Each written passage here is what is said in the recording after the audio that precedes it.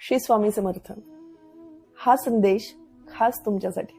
देव जिथे काहीतरी देण्यासाठी खूप उशीर करतोय असं आपल्याला वाटतंय, तिथेच तो आपल्याला खूप काही देण्याची तयारी करत असतो.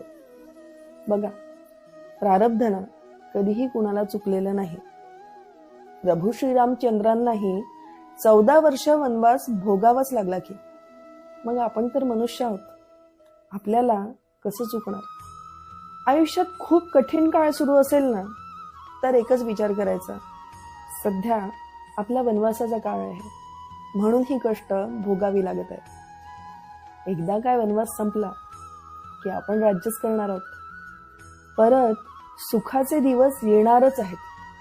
फक्त या कठीण काळामध्ये आपल्याला आपली कर्म चांगली ठेवायची आहे आणि देवावरचा विश्वास ठाम ठेवायचा आहे. काळजी करू नका.